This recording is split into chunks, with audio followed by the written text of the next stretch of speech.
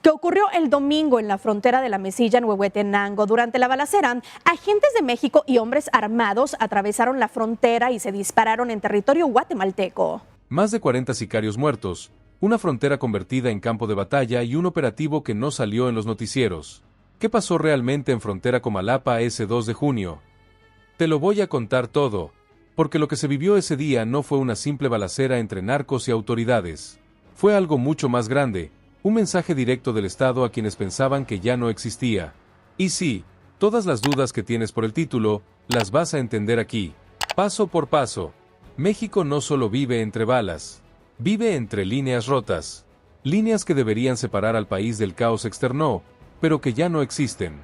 Se han diluido en la sangre, en la corrupción y en la indiferencia institucional. En frontera Comalapa, Chiapas, esa línea que en los mapas marca la división entre México y Guatemala hace mucho que dejó de funcionar. Lo que antes era frontera, hoy es un corredor de muerte, una franja donde el Estado fue desplazado por una fuerza mucho más constante, el crimen organizado. Y esa fuerza tiene nombre: el Cártel de Chiapas y Guatemala, conocido como el CYG, una organización que nació de la simbiosis entre células del CJNG, pandillas guatemaltecas y estructuras criminales locales que se adaptaron como virus a la geografía del olvido. No solo trafican armas o drogas, controlan comunidades enteras, administran el miedo, ponen y quitan líderes rurales, se infiltran en campañas políticas, y operan con una lógica que va más allá del narco, actúan como un estado paralelo. Durante años, el silencio fue su principal arma. Nadie respondía, nadie confrontaba, hasta que quemaron vivos a 5 policías estatales, entre ellos una comandante.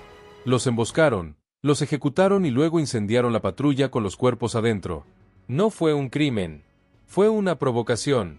Una advertencia. Una declaración de poder. Y esta vez, el Estado, o al menos una parte que aún recuerda su deber, no se quedó callado. Omar García Harfuch tomó el control. Lo hizo con una decisión quirúrgica. Sin discursos. Sin propaganda. Y sin pedir permiso. Coordinó un operativo con los Pacales, la fuerza élite de reacción inmediata, junto a elementos de la Fiscalía del Estado y tropas de la Sedena. No era un despliegue simbólico, era una ofensiva real, letal y sin contemplaciones. Porque la orden era clara: eliminar a la célula que se había atrevido a desafiar al Estado con fuego, desde el otro lado de la frontera. El operativo no comenzó el 2 de junio. Llevaba semanas gestándose. Agentes de inteligencia militar detectaron movimientos irregulares desde la comunidad de La Mesilla, en Guatemala. Vehículos modificados, sin placas, con blindaje artesanal y espacio para armas largas cruzaban a horas inusuales. No eran comerciantes, eran comandos. Ken Bois. El enemigo se estaba organizando, y esta vez, también lo hizo el Estado. La operación se dividió en 3 fases. Vigilancia aérea con drones de firma térmica reducida. Infiltración de agentes encubiertos en casas rurales. Instalación de células operativas de los Pacales en accesos estratégicos a las champas. Y por último, el punto crítico, el choque directo. A las 13:26 horas del 2 de junio, un convoy fue interceptado en la intersección entre Benito Juárez y 20 de noviembre. Desde la parte trasera de una camioneta salió un encapuchado con un fusil. Lo que siguió fueron segundos de fuego cruzado. 4 muertos en el primer vehículo. Placas guatemaltecas falsas. Chalecos marcados con CJNGGCG, pero esto no había hecho más que empezar. Desde un cerro cercano, una segunda unidad del CYG intentó flanquear a los Pacales. El terreno era cerrado, frondoso, lodoso, pero el helicóptero Black Hawk ya estaba en el aire. Sobrevoló el área, lanzó bengalas térmicas, localizó posiciones enemigas en la maleza. 20 minutos de combate real. Fusiles calibre .50, granadas de humo, ráfagas cortas. Algunos sicarios intentaron rendirse, otros huyeron entre los árboles. Pero ya era tarde. El cerco estaba cerrado. Cuando terminó el enfrentamiento, el saldo fue contundente: 27 muertos, 13 detenidos, más de 40 criminales neutralizados. Se decomisó un arsenal, lanzagranadas, barrets, AK-47, radios, drogas, dinero, mapas de rutas, documentos con nombres de funcionarios locales, incluso la conexión con un diputado chiapaneco. Pero lo más importante no fue lo que se encontró, fue lo que se rompió: la sensación de impunidad. Porque del otro lado de la frontera, en Guatemala, el narco reaccionó con pánico. 48 horas después comenzaron las purgas internas. 9 cuerpos aparecieron en Quiché, San Marcos y Nuevo Etenango. No fueron ajustes caóticos. Fueron ejecuciones selectivas. El CYG creyó que hubo filtraciones. Que alguien habló. Y respondieron como lo hacen las mafias. Con sangre. En México, los operadores regionales comenzaron a desaparecer. Algunos huyeron hacia Veracruz. Otros se replegaron al istmo de Tehuantepec. La unidad de inteligencia financiera detectó el cierre repentino de empresas fachada, consultorías, cooperativas, agencias de viaje. Una en Tuxtla Gutiérrez lavaba dinero de extorsiones en la frontera. El sistema crujió, y por primera vez, se quebró la narrativa, porque durante años, el narco no solo controló territorios, controló símbolos, dominó la cultura popular. En las fiestas patronales del sur sonaban narcocorridos glorificando a El Relámpago de la Mesilla o al 14 de EGE. Hoy, muchos de esos nombres dejaron de escucharse. Las radios comunitarias ya no los programan. No por miedo, sino porque ahora suenan distinto. Ya no son héroes, son cadáveres. Y en las escuelas rurales, los niños ya no aprenden esto por rumores. Vieron los cuerpos en TikTok, vieron los tiroteos desde las ventanas de sus casas. Algunos sabían quiénes eran los muertos. Eran sus primos, sus vecinos, sus hermanos. Y ahora saben que el narco no es leyenda. Es carne. Es sangre en la banqueta. Y eso lo cambia todo. Pero ojo, un operativo no reconstruye un país. No basta con un despliegue. Hace falta quedarse. Porque si el Estado se va, el narco volverá. Y volverá con más rabia. Por eso, Arfuch no solo mandó helicópteros. Se instalaron módulos de Guardia Nacional, brigadas psicológicas, apoyos a cooperativas que llevaban años extorsionadas. ¿Es suficiente? No. ¿Es un comienzo? Sí. Porque el Estado tiene que ofrecer más que balas. Tiene que ofrecer esperanza. Porque la violencia no nace del plomo. Nace del abandono. Y en un país donde la gente ya no cree en nadie, Arfuch ha logrado algo casi imposible: combinar la fuerza con la narrativa. No es perfecto. No es blando, pero ha demostrado que se puede responder con estrategia, con autonomía, con resultados. Y eso, en este México roto, ya es un superpoder. Lo que pasó el 2 de junio no fue una victoria definitiva, pero fue una grieta en el sistema. Una muestra de que, si se quiere, se puede recuperar algo, aunque sea una pequeña parte del país, aunque sea por un día, porque el narco ya no solo invade territorios, invade símbolos. Se adueña de la verdad. Pero ese día, aunque sea por un momento, el silencio retrocedió. Lo que pasó después del 2 de junio no se resume en cuerpos ni en balas.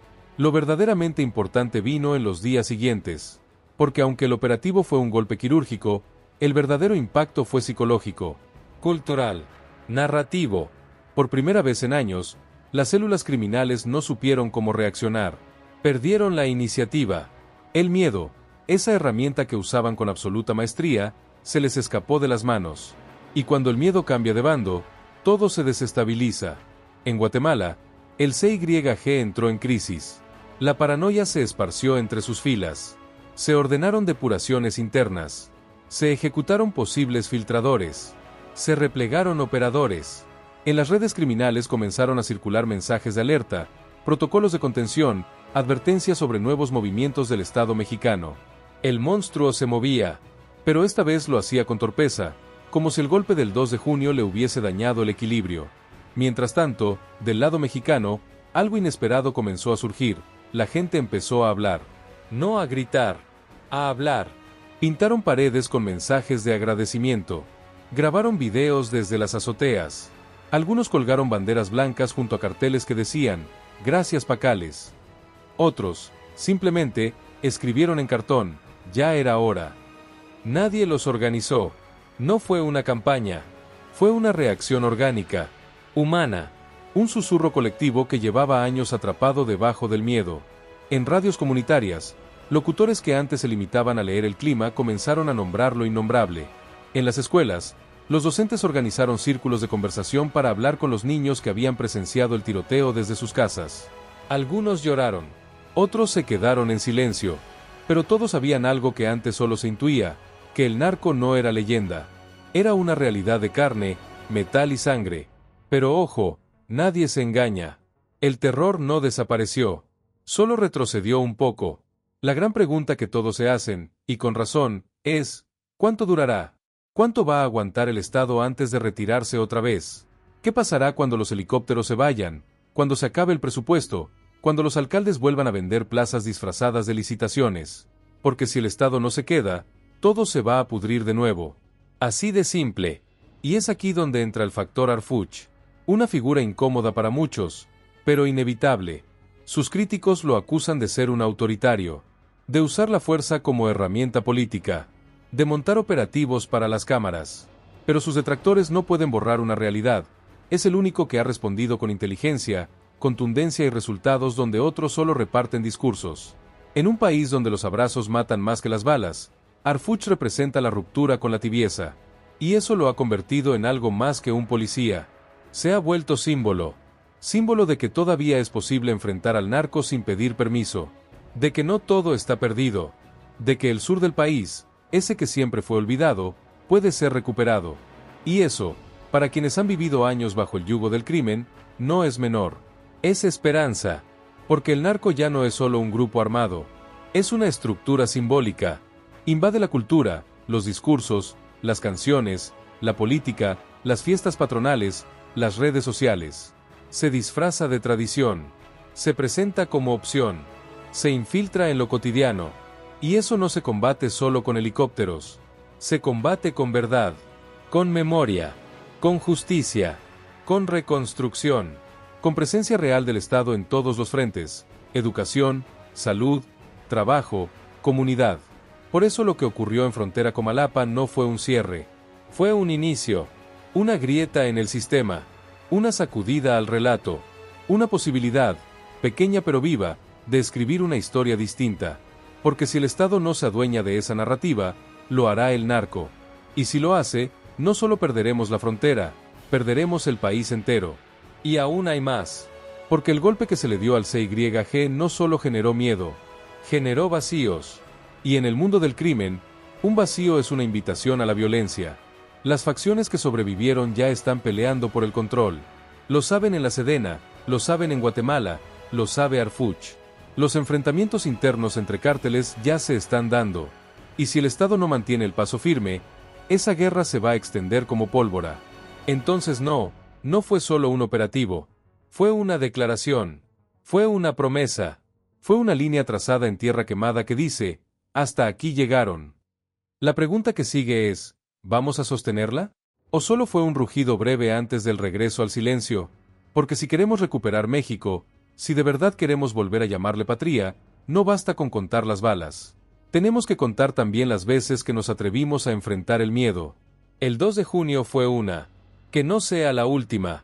Lo que ocurrió en Frontera Comalapa no es una historia más de violencia en un país saturado de horrores. Es una advertencia. Es un grito. Es una grieta en el muro de impunidad que durante años protegió al crimen organizado, y también a los políticos, empresarios y funcionarios que se han enriquecido dejándolo crecer como una plaga. Fue una victoria, sí, pero también una prueba. Porque una victoria que no se sostiene se convierte en anécdota. Y lo que México necesita no son anécdotas, necesita transformaciones reales. Ese día el Estado actuó. No todo el Estado. No el que organiza foros ni se esconde en conferencias mañaneras. Hablamos de un pedazo del Estado que todavía tiene memoria, coraje y convicción. Y ese pedazo respondió. Con estrategia. Con inteligencia. Con fuego. Porque a un enemigo que lleva años gobernando con el miedo, no se le derrota con discursos vacíos. Se le derrota con fuerza legítima. Con verdad. Con justicia. Y con presencia. Pero que esto no nos confunda. El narco no ha caído. Solo se tambaleó. Replegarse no es rendirse. Silenciarse no es desaparecer. Estas organizaciones tienen décadas de ventaja. Se adaptan. Se infiltran. Vuelven con otros nombres, con otras rutas, con otros rostros. Y lo harán una y otra vez, si el Estado no se mantiene firme, si la sociedad no exige continuidad, si el pueblo no entiende que este no es un problema del sur, ni de Chiapas, ni de Comalapa. Es un problema nacional. Es una guerra por el alma de México. Por eso, lo que pase después de este operativo es más importante que el operativo mismo. ¿Se van a limpiar las policías municipales o van a seguir sirviendo como escoltas del narco? ¿Se va a proteger a las comunidades o van a ser abandonadas en cuanto se apague el foco mediático? ¿Se va a castigar a los funcionarios involucrados o van a recibir candidaturas como premio? Porque si las respuestas son las de siempre, entonces todo esto habrá sido una puesta en escena. Y México no aguanta más teatro. La gente ya no quiere aplausos, quiere justicia. Ya no necesita promesas, necesita resultados. Y la única forma de lograrlo es quedándose, con recursos, con voluntad, con honestidad, y con un plan que no se quede en lo militar. Porque el narco se combate con escudos, pero se derrota con educación, con salud, con empleo, con dignidad. El plomo no cura el abandono, solo lo retrasa. Y tú, que estás viendo esto, no eres ajeno, no estás afuera, porque aunque vivas lejos de Chiapas, aunque no hayas visto nunca una balacera, aunque no hayas sido extorsionado, esta guerra también es tuya. Porque cuando el crimen organiza elecciones, censura medios, recluta niños o silencia comunidades enteras, te está robando país, te está arrebatando futuro, te está quitando el derecho de vivir sin miedo. Por eso este video no es solo para informar, es para despertar, para que no olvidemos lo que pasó en frontera Comalapa, para que lo contemos, para que no se repita el silencio, porque la memoria es resistencia, y la resistencia es nuestra única posibilidad de victoria. Así que comparte esto, no por morbo, sino por dignidad. Que lo vea quien aún cree que todo está perdido. Que lo escuche quien piensa que la guerra ya la ganaron los cárteles. Que lo sienta quien tiene que decidir si el Estado se queda o se vuelve a ir. México no necesita héroes. Necesita ciudadanos despiertos. Y si el gobierno no defiende lo que es nuestro, entonces lo vamos a hacer nosotros. Porque esta patria, rota, herida, saqueada, sigue siendo nuestra. Y no se la vamos a entregar a los asesinos. Aunque tengamos que defenderla palabra por palabra, calle por calle, memoria por memoria. Esta es nuestra tierra, y se va a recuperar. ¿Estás listo para hacerlo parte de tu lucha?